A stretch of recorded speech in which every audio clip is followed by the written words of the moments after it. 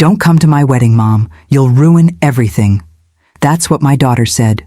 No hesitation, no softness, just cold. Her voice was a knife, sharp, clean, practiced. I remember standing there in my quiet Savannah kitchen, holding my phone so tight my knuckles went white. The morning light hit the sink, and for a second, I thought I might be dreaming. But dreams don't sound that cruel.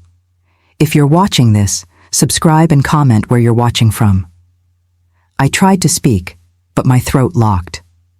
"Lily, what are you talking about?" She sighed like I was a burden. "It's just better this way. You wouldn't fit in, Mom." Wouldn't fit in? At my own daughter's wedding? The call ended before I could ask another word. No explanation, just silence, and that smug final click that told me she'd already made up her mind. I stood there for a long time. The refrigerator hummed, the air conditioner kicked on, and somewhere outside, a neighbor's wind chime started to sing. But all I could hear was that sentence replaying in my head like static. "Don't come. You'll ruin everything." At first, I thought maybe she was ashamed of me. Maybe my modest house, my widow's pension, or my thrift store dresses didn't fit into whatever picture-perfect life she'd built. But the more I thought about it, the more that explanation didn't fit. No daughter who loves her mother says that with a straight voice. 3 days later, I saw a picture online that made my stomach twist. It was a post from one of Lily's college friends, a blurred shot of a couple at a tasting event in St. Simon's Island. The caption read, "Can't wait for the big day. Lily and Derek forever." Derek. That name hit me like a bad memory clawing its way back. Years ago, a man named Derek Walsh nearly destroyed my late husband's small charity. He'd come in all charm and smiles, promising partnerships and donations. What he left behind were missing funds, broken trust, and Paul's failing health under the weight of it. If it was the same man, and I prayed it wasn't, then my daughter wasn't embarrassed of me. She was being manipulated. I looked at that photo again, zooming in on his half-turned face. The same slicked hair, the same perfect smile. It was him, and if Derek Walsh thought he could steal from my family twice, once from my husband and now from my daughter, he was about to learn just how wrong he was. If that sounds harsh, here's how we got there. When I hung up that call, I didn't cry. I wish I had. Crying would have meant it hurt in the normal way, like loss or heartbreak, but what I felt was stranger, heavier. It was the weight of something off, like a puzzle piece that didn't belong anywhere. That night, I sat in my recliner, the TV flickering some late-night rerun I wasn't watching. The hum of the ceiling fan filled the room, the kind of background noise that usually comforts me.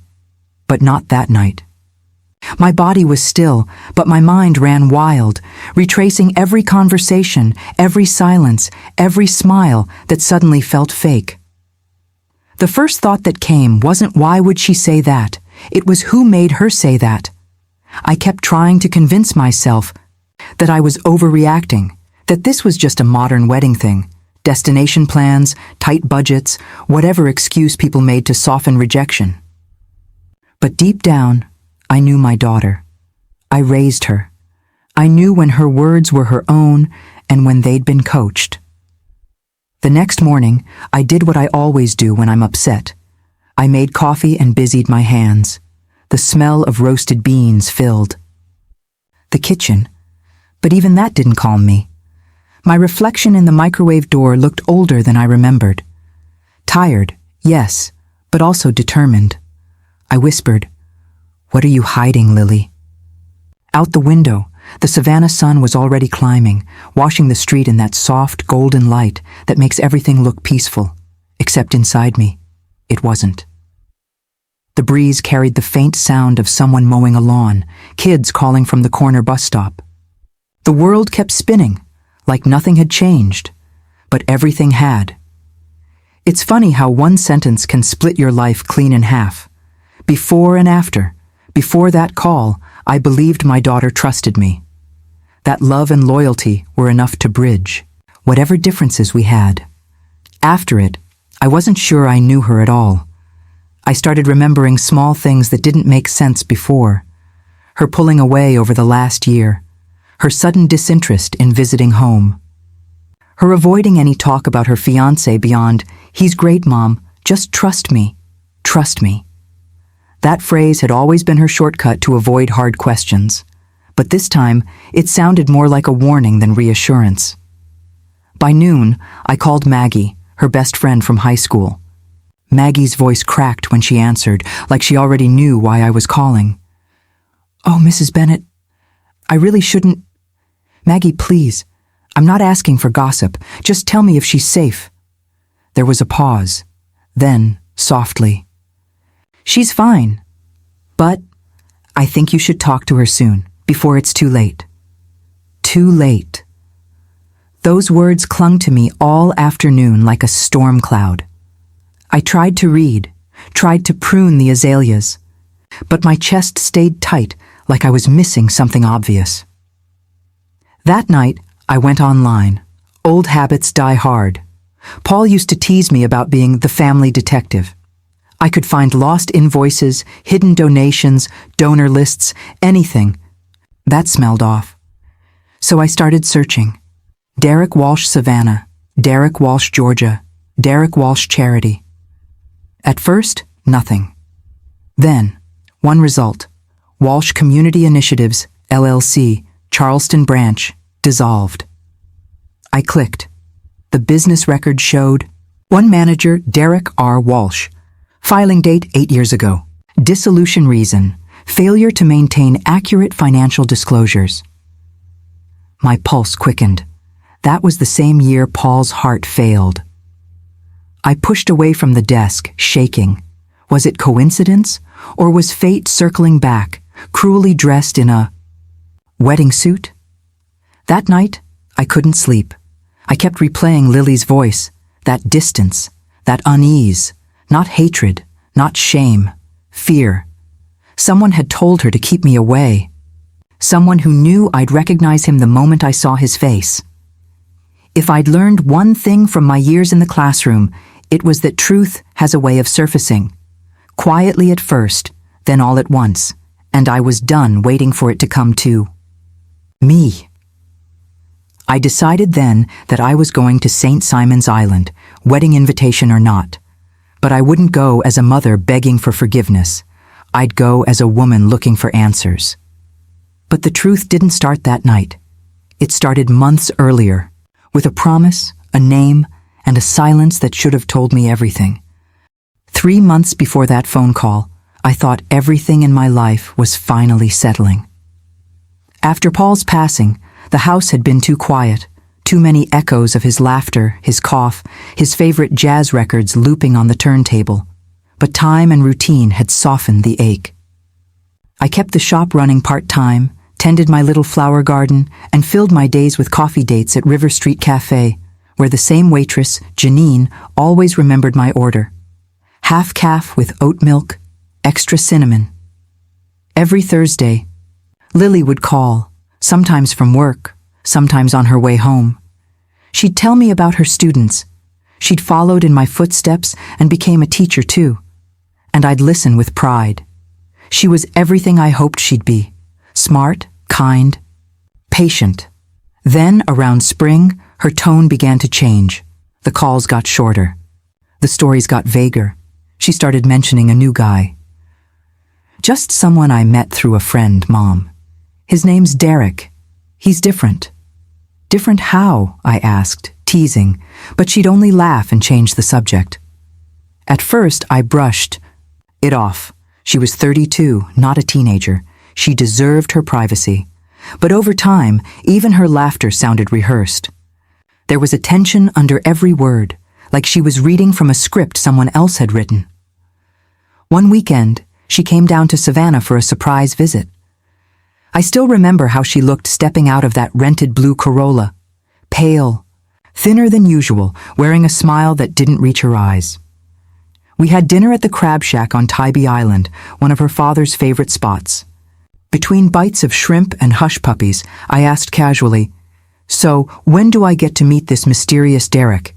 Her fork paused midair. "Soon, Mom, I promise." That soon never came. When I pressed her a little more, she snapped, not in anger, but in fear. "He's just private. He doesn't like people judging him before they know him." Judging him? I wasn't judging. I was worried, but she quickly changed the subject, talking about her new apartment, her promotion, her upcoming spring break plans. The evening ended with an awkward hug. She promised to visit again in May. She never did. A week later, I got a postcard from Charleston. The handwriting was hers, but the message was cold. "Don't worry, Mom. Everything's fine. Please stop asking about Derek." I stared at those words for a long time, tracing the ink with my thumb. It wasn't a daughter writing to her mother. It was someone sending a signal, a quiet, "Stay away." I kept that postcard. It's still in the kitchen drawer, right next to Paul's old business files, the ones about his charity, Bennett Youth Outreach. He'd built it to help kids in low-income neighborhoods, providing books, tutoring, and scholarships. It was his pride and joy, until it all fell apart. 8 years ago, Paul partnered with a man named Derek Walsh, smooth talker, claimed. He had connections to corporate sponsors. For a while, the donations doubled. Then, suddenly, the books didn't add up. Receipts vanished. Withdrawals appeared that Paul never approved. By the time the board caught it, Derek had vanished. And so had nearly $30,000. Paul took the blame to protect the charity's name. His heart couldn't handle the fallout. He died of a stroke 6 months later. And now, that same name, Derek Walsh, had resurfaced in my daughter's life. The cruel irony was almost unbearable. When Lily was a teenager, she'd sit in her father's office helping him file donation letters. She knew what that scandal did to him. She saw how it broke him. So how could she not recognize the name? Unless she didn't know. Maybe Derek was using a different story, twisting the past, painting Paul as the villain. Or maybe he'd convinced her that her mother's version of events couldn't be trusted. That thought made my chest ache.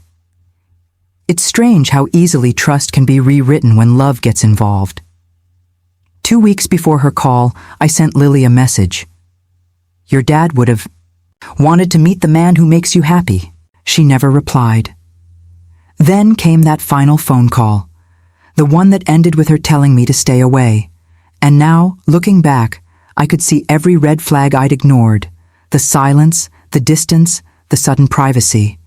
I'd mistaken her fear for independence. I'd mistaken manipulation for maturity. That's the thing about being a mother. You always think there's more time, more chances to fix what's breaking. But sometimes, love blinds you to the danger standing right in front of your child. That realization hit me like cold water, and it brought something else with it. Resolve. I wasn't going to sit back and let history repeat itself. I owed that much to Paul, and to Lily, whether she wanted it or not. Which brings us to the plan I should have made sooner. The night I decided to act, it wasn't anger that drove me. It was clarity. Cold, sharp, absolute clarity. I sat at the kitchen table with a legal pad, a pen, and the soft hum of the ceiling fan turning above me. The clock read 11:42 p.m. Outside, the streetlights painted long gold lines across my porch. My mind, for the first time in weeks, was still. I wasn't going to yell. I wasn't going to beg. And I sure as hell wasn't going to show up at that wedding unprepared.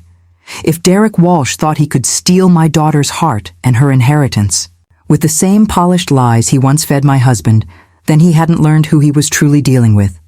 This time, he wasn't facing Paul, he was facing me. I pulled out Paul's old accordion file from the hall cabinet, the one labeled Charity Records, 2014-2017. Inside were every check, every letter, every receipt. Paul never threw anything away. That file was his way of staying honest, and it was about to become mine. I laid everything out across the table, the paper edges catching the warm kitchen light. There it was, the signature. Derek's elegant, looping cursive on an old partnership. Agreement. Paul's initials beside it. A promise to transfer funds upon verification of vendor activity. Vendor activity that never existed. That was my starting point. But I needed more. Proof that the man courting my daughter was the same Derek who'd broken my husband. So I made a plan. A clean, lawful one. First, I'd confirm his identity. I'd use public corporate records and Georgia's Secretary of State filings, tools Paul once used to verify donors. Then, I'd check county marriage applications. Those were public, too. And if Derek had filed under the same name, I'd know for sure. Second, I'd gather the paper trail, not from whispers or old grudges, but from documents. The law leaves. Breadcrumbs, even for men who think they're untouchable. Third, I'd bring a witness, someone objective, someone Derek couldn't discredit. That's where Mr. Wyatt came in, my late husband's former accountant, retired, meticulous, and quietly furious when he'd learned years ago how Derek disappeared without paying restitution. He owed Paul his piece, and he told me once, "If you ever need my help, Evelyn, I'm one call away." That night, I dialed his number. "Wyatt, it's Nora Bennett." There was a pause, then a sigh. I figured this day might come. He didn't. Need me to explain? He already knew the name. "I just want the truth," I said. "Then you'll get it," he replied. "But be careful, Nora. Men like him, they don't just steal money, they steal people." His warning sank deep, but I didn't flinch. By dawn, I had everything ready. The file, my notepad, and a printout of the wedding listing. Driftwood. Manor, St. Simon's Island. The ceremony was in 6 days. That was my timer. I booked a small Airbnb under my maiden name, just a few miles from the venue. A simple place, walking distance from the coast. The host thought I was just another retiree, looking to get some ocean air. I packed light. One suitcase, my laptop, and Paul's file. Before leaving, I stood in the doorway of my home, quiet, still, familiar, and whispered, "This time, I'll finish what you couldn't, Paul. Because revenge, if you can call." That wasn't about rage, it was about restoration. I didn't want to destroy Derek.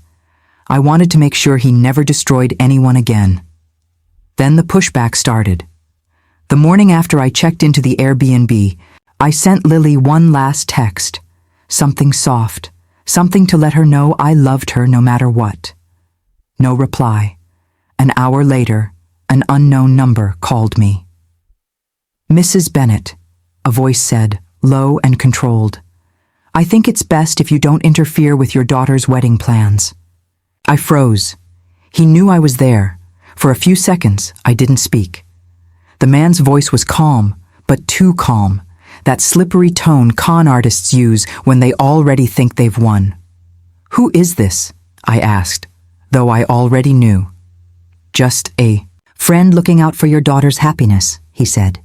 "You don't want to make things harder for her, do you?" Click. He hung up before I could answer. The silence that followed was thick, alive, the kind that hums against your skin. I stood there in that little Airbnb kitchen, the ocean wind pushing faintly against the windows, and realized Derek already had eyes on me. That wasn't paranoia. That was control.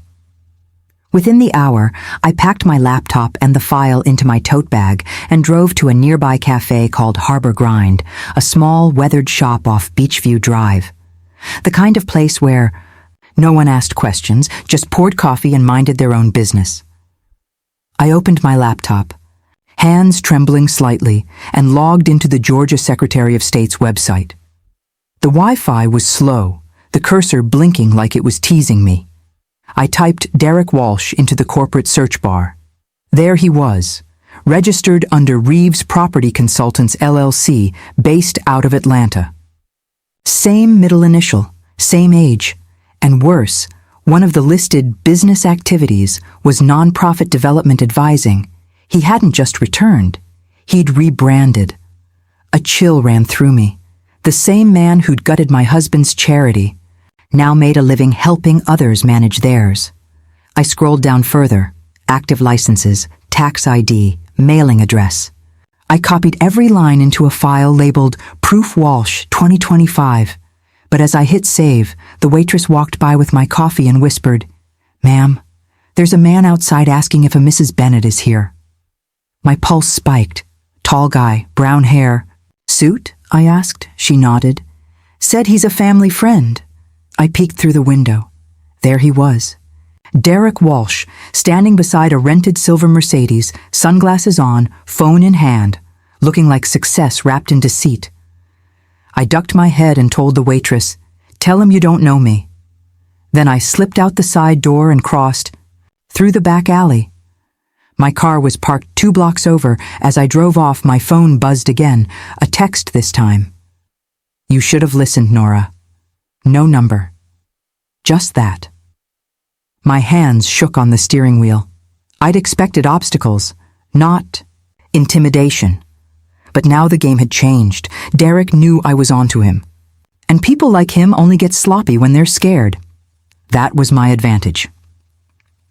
That evening, I met Mr. Wyatt at a diner off the highway. He slid into the booth with a briefcase, his eyes full of quiet understanding. "Found something," he said, opening a manila folder. "Looks like he's been moving money between shell companies, some under other names, but the handwriting on the checks? Same as before. He handed me copies, receipts, transfers, even a forged donation letter. To a church that didn't exist? Same scam, new mask," Wyatt muttered. I took a deep breath, looking at the papers spread before me. The waitress refilled our coffee, the neon light from the sign flickering through the window like a heartbeat. "What do we do with this?" I asked. "We file it," he said. "County clerk's office, public record. He's trying to marry your daughter while sitting on a fraudulent network. That's grounds for exposure." I nodded, my resolve solidifying. But then Wyatt's expression darkened. "There's something else." He handed me a printed copy of a marriage license pre-application. Bride, Lily Bennett. Groom, Derek R. Walsh. Witness, blank. But in the officiant section, someone had already signed, pending approval, County Notary, E. Harper, E. Harper. My maiden name. Derek had used my name as the reference. My stomach turned. That wasn't just fraud. That was personal. Wyatt gritted his teeth. "He's trying to make you look complicit if anyone checks the paperwork." Anger bubbled up through my chest, slow, deliberate, searing. For years I'd let grief soften me, let politeness keep me small. But this was war. The next morning, I went straight to the Glynn County Clerk's office. The woman at the desk, name tag reading S. Dunlap, greeted me politely. "Ma'am, what can I help you with?" "I need to file a formal inquiry into a falsified marriage application," I said, my tone steady. "Someone used my legal name. Without consent." Her eyebrows rose. "That's serious. You'll need to fill out Form 12B for identity misuse and notarize it. There's a $25 filing fee." I smiled faintly. That's the cheapest justice I've ever bought. By noon, I had a stamped copy in hand. Proof that Derek's little signature stunt was now part of an official county record. But before I could celebrate that small victory, a message pinged from an unknown number. It was a photo. Lily, standing on the beach, smiling up at Derek. The caption read, "Stay away, Mom, or you'll lose her for good." That's when I realized I'd been looking at the wrong problem. That photo froze me more than the threats ever could. Lily's smile in it wasn't joy, it was compliance. Her shoulders were too stiff, her eyes too bright. That wasn't my daughter. That was someone trying to look like a bride. I sat in my car in the courthouse parking lot, gripping my phone, staring at that picture until the screen dimmed. I had been so focused on proving Derek was a fraud that I missed something crucial. This wasn't just about money, it was about control. Derek wasn't just stealing her trust fund. He was isolating her, the same way he'd done with Paul, weaving charm and fear into one careful trap. He didn't want to hurt her physically. He wanted to own her. And the cruelest part? He was using my name to do it. That realization cracked something open inside me.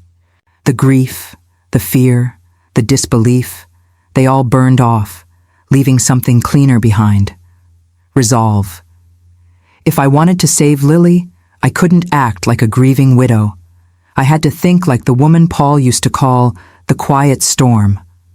I opened my notebook and drew a single line down the page. Truth. Legal. Everything I did from here on had to be both. First, I called Wyatt. Change of plan, I told him. We're not just collecting proof. We're making it public. He hesitated. You mean the press? Not yet, I said. We'll start smaller. Local government, county clerk records, vendor lists, the kind of things Derek doesn't think anyone reads. Because the truth about men like him? They fear paper trails more than confrontation. Next, I called Reverend Owens, the pastor who'd officiated Paul's funeral and had been Lily's confirmation mentor years ago. He was well respected in Savannah and known for his sermons on integrity. The kind of man people still listen to. Reverend, I need a favor, I said. Discreet, but important. His warm baritone softened. Of course, Nora. What's going on? I need you to file a public marriage objection with the Glynn County Clerk's office. You have standing as clergy under Georgia law. Just request a review for irregular documentation. He exhaled. That's a serious step. You're sure? More than sure, I said. If this wedding happens without someone stopping it, my daughter will lose more than money. She'll lose herself. Agreed. Then I'll do it by morning. I thanked him, hung up, and leaned back in my seat. My heart was racing, but not from fear. From movement.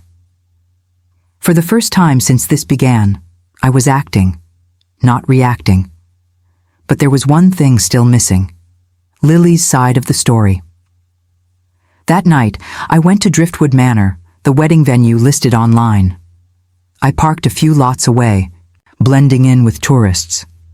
The manor was everything Derek would choose, opulent but fake, white columns and manicured gardens pretending to be old money. I walked around the back, where catering staff were unloading boxes. The air smelled of salt and sugar, ocean breeze mixed with frosting. Through one open door, I saw Lily standing near a dressing room mirror, talking to a planner. Her hair was styled, her smile polite, but her eyes were red. The planner stepped away, and for a moment, she was alone. I didn't think. I just moved. I slipped in quietly, whispering, "Lily." She turned, startled. "Mom? What are you—" Before she could finish, I saw her glance toward the hallway, fear flashing across her face. "You can't be here. He'll—" "Who? Derek?" I asked softly. "He'll what, Lily?" She swallowed hard, shaking her head. "He said if you came, he'd cancel everything. Mom, please, just go. You don't understand." "No," I said, taking her hand. "You're the one who doesn't understand. He's not who he says he is. He's using you." Her eyes filled, but she pulled back. "Stop! You're ruining this." I froze, the same words she'd said on the phone.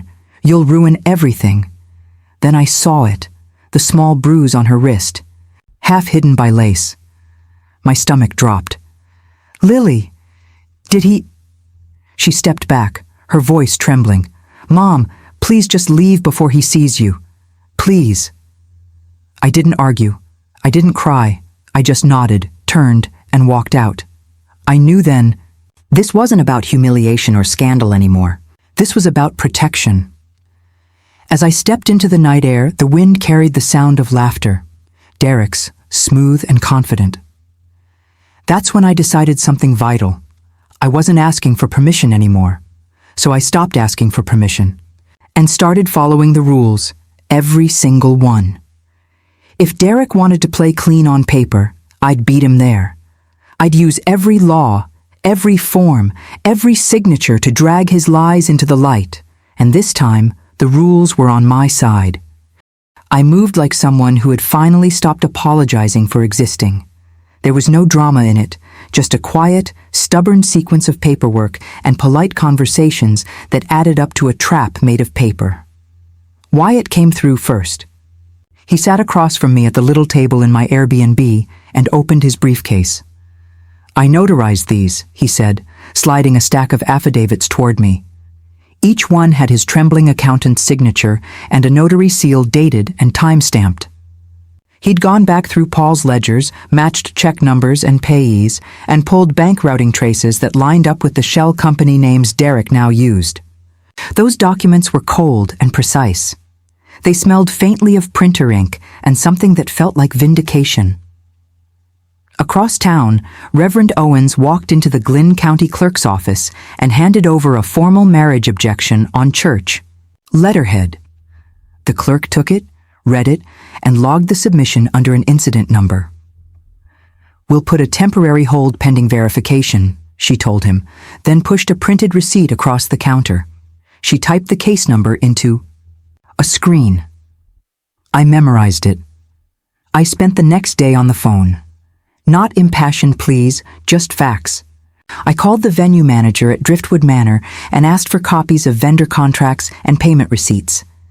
The woman on the other end was polite, protective, and mostly immovable, the kind who knew how venues handled liability. "If there's a legal question, we'll cooperate with the county," she said. Her tone suggested she'd already seen this kind of smoke before. I asked for invoices by vendor name. She emailed 3 PDFs within the hour, each stamped with payment dates and amounts. One invoice listed a donation routing that matched a transaction from the files Wyatt had found. I filed an identity misuse affidavit at the clerk's window myself, watching the clerk feed it into the county system. She stamped it, dated it, and slid me a copy with a barcode. "You'll get a confirmation letter in about 5 business days," she said. I asked if there was any way to expedite. She shrugged. "We handle fraud claims daily. If there's a notary mismatch, that speeds things up." The ink on my copy felt like armor. I sent certified letters, return receipt requested, to the business addresses Derek used. Each envelope contained a succinct demand: confirm identity, provide documentation of charitable transfers, and respond within 10 days. I kept the tracking numbers in a little ledger. I mailed one to Reeves Property Consultants LLC, another to the P.O. box listed on a vendor form, and a third to a lawyer's office that had been listed as counsel for a related entity. The post office clerk printed each receipt and I tucked them into the accordion file. Then I did something I felt a little guilty about and a lot smart. I asked for public records. Under the Georgia Open Records Act, I requested electronic copies of corporate filings and prior complaints connected to Derek's businesses. The request was formal, formatted, and sent with a polite cover letter. I emailed it to the county records department and received an automated acknowledgement with a timestamp. The waiting made my stomach tense, but every ticking minute was progress. 2 things moved fastest: the notary verification and the venue's internal audit. The county clerk called me back one afternoon and read the words I'd been waiting to hear. "Mrs. Bennett, the notary listed on the pre-application does not match our records. We have an open inquiry." My hands were steady as I thanked her. I scribbled the reference number on the corner of my notepad. Meanwhile, the venue put the event on hold, pending the county's clearance. That came with a small, victorious burst of adrenaline. Suddenly, the planner, who'd been so efficient, now sounded slightly nervous when she returned my call. She confirmed vendors were pausing shipments and that the rehearsal dinner had been postponed. "We don't want to risk liability," she said. The phrase was practically a mercy. Wyatt filed a small civil claim against one of the shell companies for conversion of charitable funds. It was a simple filing, clerk's fees paid, service requested, dates neatly listed. The clerk stamped it. The complaint would put Derek on official notice and create a court docket number anyone could look up. Public, searchable, traceable. I watched each paper leave my hands and become part of a public trace. I called Lily twice during that period. She didn't pick up. There were messages, a voicemail that ended with a quiet, "Mom, please stop." I rewound it until the sound blurred at the edges. Then, for a moment, I allowed myself a breath of relief. The paperwork had teeth. The county had logged an inquiry. The venue had paused. Wyatt's affidavits were ready. Reverend Owens had filed. I thought that would be the end of it. I was wrong. For 2 days, everything seemed to tilt in my favor. The wedding planner's voicemail said, "We're temporarily pausing until we hear back from the county." The venue's online listing quietly changed from booked to pending confirmation. Even the smug wedding hashtag disappeared from social media. I thought maybe, just maybe, this nightmare was unraveling the way it should. The morning air on St. Simon's Island felt lighter. I went for a walk along the dunes, my shoes sinking in. The wet sand. The sea breeze brushed through my hair like a quiet reward. For the first time in months, I felt like I could breathe. But peace is a fragile thing. It lasts right up until the moment someone decides they can take it from you. At 10:07 a.m., my phone rang. The caller ID said, "Lily." My heart jumped. I answered so fast I nearly dropped the phone. "Lily? Honey."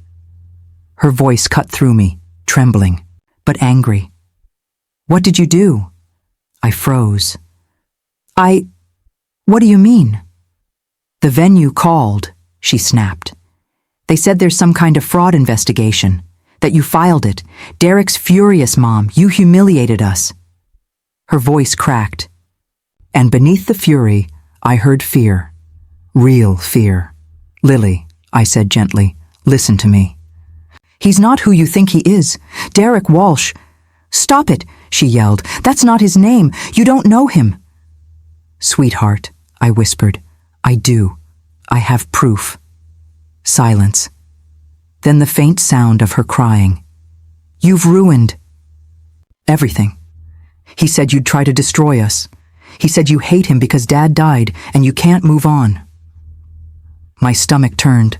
That was Derek's voice, sliding through her words like poison. "Lily?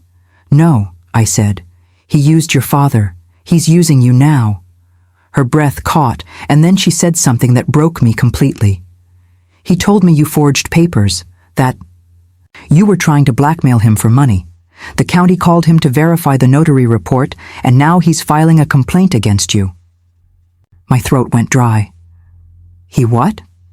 "He has documents, Mom. Real ones. He said you're harassing him." Then her tone hardened. "I'm done. Don't call me again. If you love me, stay away." Click. The line went dead. I sat there in the parked car, the world spinning outside my window. Derek had flipped the narrative faster than I could react. Within an hour, my phone started blowing up.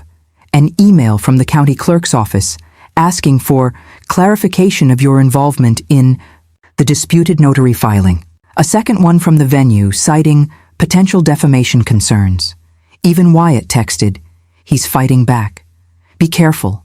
He's claiming you falsified the charity documents." The irony made me sick. I'd spent my life teaching kids about truth, honesty, and accountability. And now, here I was, accused of the very thing I was trying to stop. By evening, my Airbnb host knocked on the door. She looked uncomfortable. "Mrs. Bennett, I'm sorry, but someone called the property owner, said you're causing trouble in town. They asked me to terminate the stay early." I blinked. "You're evicting me?" She sighed. "I don't want to, but I can't risk my license. Please be out by tomorrow." I packed in silence. Each folded shirt felt like another piece of dignity I had to swallow. Outside, the sky was bruised, purple, and gray. The ocean wind was picking up. I sat on the porch steps, my old file in my lap, and realized I was alone again, just like after Paul died. Only this time, I wasn't mourning a person. I was mourning faith itself. I'd done everything right. I'd followed every law, every form, every polite channel, and somehow Derek still managed to twist it all into my fault. That night, I drove aimlessly along the coast until I ended up parked beside a small chapel near the pier. The light inside was still on, casting a warm glow through the stained glass. I walked in and found Reverend Owen sitting in the pew, head bowed. He looked up and smiled softly. I heard. "Then you know it backfired," I said, my voice shaking. He nodded. "The truth doesn't always win fast, Nora. Sometimes it needs a push." His words lingered as I sat down beside him. My hands trembled, but my voice steadied. "Then I'll push harder." He placed a gentle hand on my shoulder. "Then make sure you push with proof," and that's when it clicked, the missing piece. The one thing Derek hadn't destroyed. Somewhere in Paul's old charity files, there had been a digital audit backup, a flash drive Paul used to keep in his locked desk drawer. I'd never found it after he died, if that drive still existed. It might hold every document Derek forged, until one line in an old message changed everything. When I got back to Savannah, the air felt different, heavier, thicker, almost watching me. I'd left St. Simon's with nothing but an eviction notice, a dead phone battery, and a kind of determination that only desperation can sharpen. The next morning, I unlocked the house that had once been our safe place, Paul's and mine, and walked straight to his old study. Dust coated everything, the books, the picture frames, even the piano keys that hadn't been touched since the funeral. I sat at his desk, the same one where he used to sign donation checks, and whispered, "Paul, if you left me anything, now's the time to show me." The drawers groaned when I opened them. Receipts, old mail, his glasses case. Nothing useful. I nearly gave up. Then I saw the corner of something wedged behind the drawer's track, a small silver USB drive taped to the wood. The label, faded but legible, said simply, "Audit Backup, April 2017. My pulse kicked. I peeled it free and held it like it was gold. I plugged it into my laptop and waited. The screen blinked, then opened a directory of folders, dozens of them. Invoices, partner statements, donor transfers, vendor verification. Everyone dated before Derek's disappearance. And inside one of those folders was the thing that changed everything. A single PDF labeled Vendor Contracts, signed. When I opened it, my breath caught. There were scanned pages showing multiple vendor agreements with electronic signatures, all forged by the same hand. Derek's name appeared as acting director for the charity, though he'd never officially held that position. Even worse, his signature appeared beside Paul's on several contracts that were digitally timestamped after Paul's death. That was it. That was the smoking gun. Not only had Derek stolen from the charity, he'd forged legal documents posthumously to cover it up, and the timestamp metadata proved it. I forwarded the entire folder to Wyatt, whose reply came less than 10 minutes later. "Nora, this is airtight. Chain of custody is intact. We can file this under false representation and document fraud." He's finished. But I wasn't satisfied yet. Because Lily didn't believe me. She'd been brainwashed by Derek's lies and cold facts on a screen. Wouldn't undo that. She needed to see him for who he was. So I called in one more ally, Officer Martinez, a local police liaison Paul used to work with on community outreach programs. I told him everything, sent him the files, and asked for guidance. He agreed to meet at my house the next morning. When he arrived, he spread the documents across my table and said, "You've got more than enough to initiate a criminal complaint." But there's another route that might hit harder. I looked up. Which is? Public exposure. File your complaint, yes, but submit the evidence to the Attorney General's Charity Fraud Division. They'll post the notice publicly while they investigate. It's state law. My heart pounded. So anyone can see it? He nodded. Including your daughter. The thought scared me and thrilled me. That night, I couldn't sleep. I watched the cursor blink as I filled out the state complaint portal, line by line, uploading the documents, the metadata report, and Wyatt's affidavit. The website confirmed submission at 11:58 p.m. By morning, it was live. The public record listed Derek's company, Reeves Property Consultants LLC, under investigation for charitable fraud. It included the summary of evidence and the original documents. Within hours, the news spread quietly through local business circles. And by the afternoon, the phone rang. It was Lily. Her voice was hoarse, almost broken. Mom, what did you do? I held my breath. I told the truth. Silence. Then softly, he's gone. What do you mean gone? He left. Packed up this morning. His phone's off. His office empty. Her voice shook. He said the wedding was off because you poisoned everything. Then he drove away. A strange calm settled over me. Did he hurt you? No, she said after a pause. But I think he might have hurt others. That pause told me everything. I asked her to come home. She hesitated. I don't know if I can face you. I took a breath. Lily, this was never about punishing you. It was about saving you. You've been living inside his lies, the same ones that killed your father. But now it's over. The truth's out there, and it's not going away. She didn't answer for a long moment. Then quietly, Mom, he told me Dad stole from him. I believed him. My eyes stung. That's how he works. He makes good people doubt themselves. When the call ended, I just sat there, exhausted, trembling, relieved. 2 hours later, Wyatt called with another update. You'll want to sit down, he said. The Attorney General's office escalated the case. They found a cross-state fraud trail. He's not just being investigated. They've frozen his accounts pending review. I didn't speak. I just let the words sink in. Derek Walsh, the man who'd cost me my husband, nearly stolen my daughter, and weaponized my own name, was finally trapped by the one thing he could never fake, the truth. Now I knew exactly where to stand. I wasn't just a mother protecting her child anymore. I was a witness reclaiming her family's story. I didn't sleep the night Derek's name hit the state fraud list. The house was too quiet, the kind of silence that lets your mind replay every wound, every warning you ignored. I sat at Paul's old desk, the faint smell of cedar still lingering, and watched the cursor blink on my laptop screen like a heartbeat. For years, Derek Walsh had taken things from us: money, time, peace, faith. But now, finally, everything he'd built on, deceit was crumbling. Not because of shouting or threats, but because I'd used the only weapon that couldn't be spun, denied, or erased: the truth, written down and signed in ink. The next morning, the world began to react.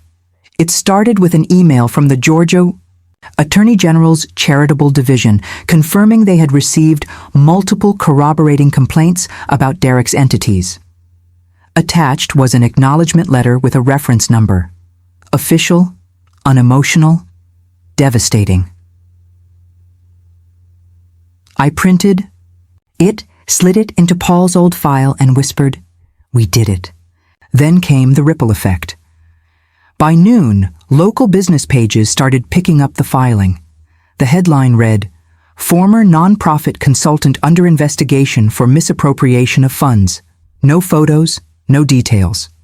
Just his name, his company, and a note that financial accounts were frozen pending review. But in the small business world of Georgia, word travels fast.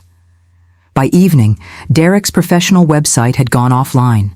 His LinkedIn account vanished. Even the vendor lists from the wedding planner site disappeared. He wasn't just exposed, he was erased. The following day, I went back to the Glynn County Courthouse to follow up on the identity misuse affidavit. The clerk, the same polite woman with the tidy bun, smiled faintly when she saw me. "Mrs. Bennett," she said, "you might want to check the docket." I leaned over the counter. There it was, notice of investigation, notary fraud, pending review, filed under Derek's name, not mine. The reversal felt almost unreal. "He listed you as a false reference," she explained. "That's identity misuse under state law. It's now attached to the same fraud file as his corporate complaint." I exhaled, the first full breath in days. "So, he's legally tied to all of it?" She nodded. "Every bit." I thanked her and left quietly, the paper warm in my hands. As I stepped into the parking lot, I saw Lily standing by her car. She looked fragile, her eyes swollen, her hair pulled back like she hadn't slept either. But she was there, and that meant something. "Mom," she whispered, her voice cracking. I walked up slowly, careful not to scare her away. "You okay?" She nodded, but barely. "I didn't believe you. I thought you were jealous, controlling. But when I saw his name online, when I saw the documents, I knew," her voice broke. "He told me you were the reason he lost everything years ago, that Dad ruined his company and you destroyed his life. I wanted to believe he'd changed." Tears burned my eyes, but I stayed steady. "You don't have to explain, Lily. I just need you safe." She took a shaky breath. "He left a note. Said he'd make this right his own way." "I don't know what that means." I squeezed her hand gently. "It means he's scared, because he finally met someone who didn't flinch when he threatened them." For the first time in months, my daughter smiled, a small, tired smile, but real. Over the next few days, the rest fell into place. Wyatt submitted our full documentation to the State Fraud Task Force as supporting evidence. Officer Martinez called to confirm that Derek's accounts had been frozen pending federal review, citing patterned misappropriation. His assets, including that slick Mercedes and the shell companies, were flagged for audit. Every step of it was clean, lawful, methodical, no screaming, no confrontation, just the slow, steady hum of justice being written into the record. And then came the moment I didn't expect. A certified letter arrived at my door 2 weeks later. The sender, Reeves Property Consultants, LLC inside, was a single-page settlement offer, written by Derek's attorney. It stated that Mr. Walsh was willing to renounce all claims or associations with the Bennett family, withdraw pending complaints, and issue a written statement clearing the record in exchange for withdrawal of the fraud complaint. I read it twice. Then I smiled. He wanted silence. He wanted me to bury the truth. Again. I picked up my pen and wrote one sentence beneath. His offer before mailing it back. "The truth is not negotiable." I never heard from him again. Weeks later, Lily and I sat together on my porch, the late summer air heavy with magnolia and salt. She looked at the azaleas blooming along the fence and said quietly, "He almost made me believe you were the enemy." I reached for her hand. "That's what men like him do. They turn love into leverage." She nodded, eyes glistening. "I won't let that happen again." "Good," I said softly, "because now you know. Protection doesn't always look like kindness. Sometimes it looks like paperwork." We both laughed, weak but genuine. Inside, the clock ticked the way it always had, steady, forgiving. Then came the calls. Reporters, nonprofits, even an old board member from Paul's charity who wanted to thank me for finishing what he'd started. I didn't gloat. I didn't need to. The satisfaction wasn't in Derek's downfall. It was in my daughter's quiet peace, in Paul's name being cleared, in finally proving that the truth can outlast even the loudest lies. The revenge wasn't fire or fury. It was restoration. And this time, every line, every page, every signature told the right story. Then came the calls, aftermath, realism, emotional weight with closure tones. The storm didn't end with Derek's disappearance. It just changed shape. In the weeks that followed, the investigation moved through the system like slow thunder. Legal notices, formal acknowledgments, and quiet confirmations arrived one by one. Each envelope bore the same seal: State of Georgia, Office of the Attorney General. Every letter made it clearer that this wasn't rumor anymore. It was record. Wyatt called to tell me the official outcome. They found enough to pursue civil penalties, he said, his voice half grim, half relieved. Restitution orders, fines, maybe even permanent disqualification from managing charitable funds. It'll take months, but they'll make it stick. I didn't celebrate. There was nothing sweet about it, just quiet justice. Meanwhile, Lily was slowly rebuilding herself. She moved back to Savannah for a while, staying in the guest room that still smelled faintly of lavender and old paper. She started therapy, went back to teaching, and stopped wearing the engagement ring. Sometimes she'd sit beside me on the porch in the evenings, the air thick with the smell of rain and summer honeysuckle, and ask, "How did you know he'd try to twist it all?" I'd smile faintly. Because that's how lies survive. They change their clothes faster than truth can walk the room. She'd nod, quiet, understanding a little more each time. Derek's story spread farther than I expected. The Savannah. Ledger ran a short piece, nothing sensational, just a factual article about ongoing investigations into nonprofit financial misconduct. But buried in the middle was a line that mattered more than anything else. The fraud, which traces back to 2017, caused significant reputational harm to the late Paul Bennett, whose integrity has now been publicly affirmed. That sentence was the moment I finally let myself exhale. For the first time in 8 years, my husband's name wasn't linked with shame. It was linked with truth. People I hadn't heard from in years reached out. Old board members, volunteers, even the pastor who delivered Paul's eulogy. They sent letters, emails, little notes that said things like, "I'm glad this finally came out," and still, I didn't feel triumph. I felt release. There was fallout, of course.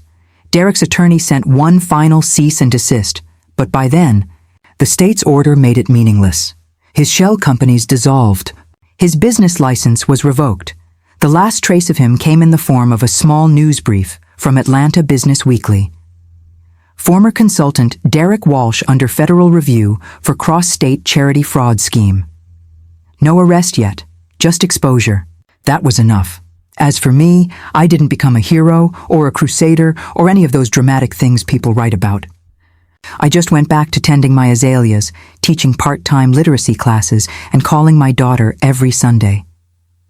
Some days, the silence between us still feels fragile, like porcelain that's been glued back together. But it holds. One afternoon, she looked up from her tea and said softly, "You know, I kept all those texts you sent. The ones I never answered." "Why?" I asked.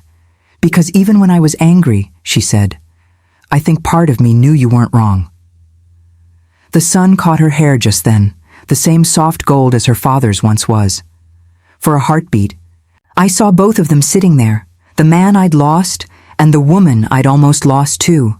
That was the consequence I hadn't expected. Not victory, but peace. It didn't roar. It didn't demand attention. It just sat quietly beside me, like forgiveness finally taking a seat at the table. And just when I thought it was settled, just when I thought it was over, when the truth had done its job, and the silence finally felt safe. The phone rang again. It was Wyatt. His tone wasn't alarmed, but it wasn't calm either. "Nora, you might want to sit down," he said. I sank into Paul's old chair, that familiar creak of worn leather grounding me. "What now?" "They traced one of the accounts Derek used," Wyatt said. "It's not just in his name. There's a cosigner." My pulse quickened. "Who?" He hesitated. "Your daughter." For a moment I couldn't speak. The room went blurry, the world shrinking to the hum of the ceiling fan. "That's not possible," I whispered. "She probably didn't know," he said quickly. "We see this kind of manipulation all the time. He likely opened the account using her information. There's a notarized form, fake, obviously, but her signature's on it." I closed my eyes. The idea that he'd entangled her that deeply, used her identity to launder his own fraud, made my stomach twist. "What happens now?" "The investigators know she's a victim," Wyatt assured me, "but she'll still need to give a statement. She'll have to see the documents." My heart sank. After everything she'd already endured, I was going to have to drag her back through. The wreckage, that night I told her over tea. She went pale but didn't cry. "He used my name," she said quietly. "He told me it was just a temporary joint account for wedding logistics. Said it was normal for fiancés." Her voice cracked on the last word. "I signed everything he gave me." "God, Mom, I didn't even read it." I reached across the table and took her hands. "You trusted him. That's not a crime. The crime was what he did with it." She shook her head. "I was so sure he loved me. He said all the right things. He made me feel like I finally mattered again." My throat tightened. "Real love doesn't isolate you, Lily. It doesn't demand silence or signatures." She nodded slowly, a tear sliding down her cheek. "I think I needed to see how deep the lie went to understand how real your love is." That was the first time she'd said something like that since this all began. Over the next week, she worked with the investigators, providing her statement and confirming her signature was forged or coerced. They treated her gently, and for that I was grateful. When it was over, she looked lighter. Tired, yes, but lighter, like someone who'd finally put down a weight she didn't realize she'd been carrying. I thought that was the end of the twists. But the universe had one more to give, a small, quiet one. A week later, I received a letter in the mail with no return address. Inside was a single sheet of paper, no note, no threats, just a cashier's check made out to Bennett. Youth Outreach Trust for $32,000. The memo line read simply, "For restitution." Wyatt verified it later. The check was legitimate, cleared from one of Derek's frozen secondary accounts. He'd tried to vanish clean, but something, guilt, fear, or maybe a flicker of conscience, had made him pay back what he stole. I didn't deposit it right away. I held that check for 3 days, staring at it on my nightstand. Part of me wanted to tear it up, burn it, let it mean nothing. But then I thought of Paul. The way he used to say, "Restoration isn't about revenge, it's about balance." So I took it to the bank and reopened the charity's account. That's the second twist, the one that mattered most. What Derek had broken, we rebuilt, quietly, legally, together. And in doing so, I realized something that would change how I saw everything that came before. What I learned wasn't about him, it was about me.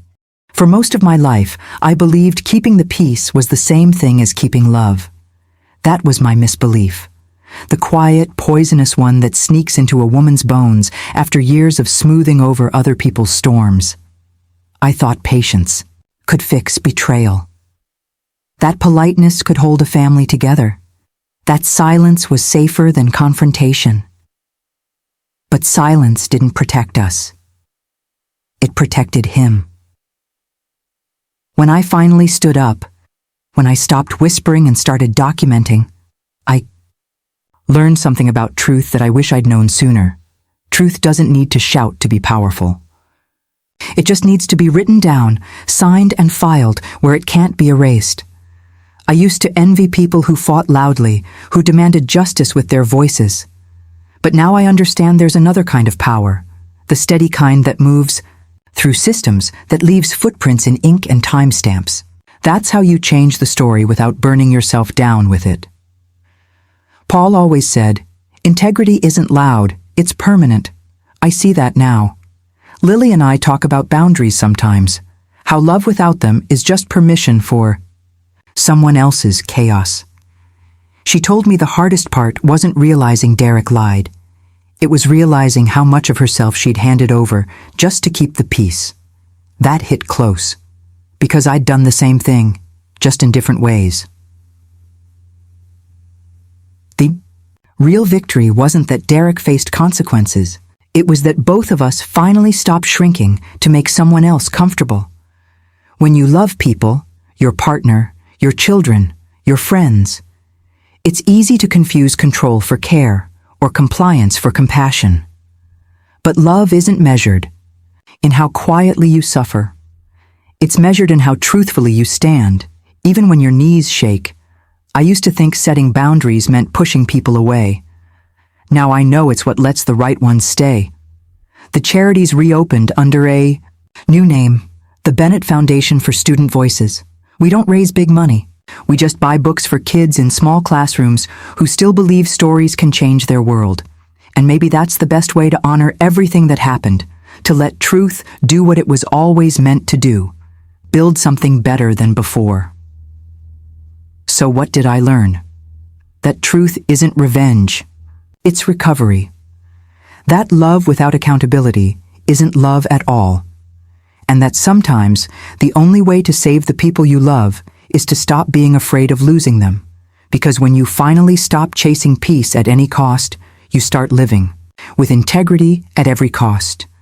That's the lesson I'll carry for the rest of my life. Here's the picture I want you to keep. The morning light in Savannah looks different now. It used to feel lonely. That thin, gray dawn seeping through the blinds, touching the empty chair where Paul used to sit. But now it's softer, warmer. It falls across the same table where I once spread out papers and proof, and instead of grief, I feel something quieter. Peace earned, not given. The azaleas in the yard are in full bloom again, a riot of pinks and reds Paul would have loved. I tend to them every Sunday, the way I used to tend to other people's comfort. But this time, I prune what doesn't serve growth. There's something healing about that, cutting away what steals the light so the rest can flourish. Inside, Lily hums softly as she makes coffee. She's been staying with me longer than planned, her laughter returning a little at a time. Sometimes, when I catch her leaning against the kitchen counter, hair loose, eyes clear, I see traces of the little girl who used to dance barefoot in this very room. She catches me staring and smiles. "What?" "Nothing," I say, smiling back. "Just glad you're home." The kettle whistles. Steam curls upward, catching the sunlight, turning it to gold. She pours 2 mugs, mine in the chipped blue cup Paul once called the lucky one. We sit across from each other at the same table where, months ago, I'd sat alone with shaking hands and a breaking heart. Same kitchen, different us. I glance at the worn folder still sitting on the shelf, the one marked Bennett Foundation. It's not about charity anymore. It's about legacy. The story that once buried us now belongs to us again. Outside, the neighborhood is waking up, lawnmowers humming, children calling to each other on their way to school. Life, ordinary and unremarkable, is somehow more beautiful than it's ever been. I sip my coffee, and for the first time in years, it doesn't taste bitter. I think about all the people who've been where I was, silenced, doubted, cornered, by those who twist trust into power. I hope they find their proof. I hope they learn that boundaries aren't barriers, they're protection, the walls that keep love from collapsing. Because I've learned this much. When you stop being afraid of the truth stops being afraid of you. If this hit home, subscribe and tell me your state in the comments. Your story might be next.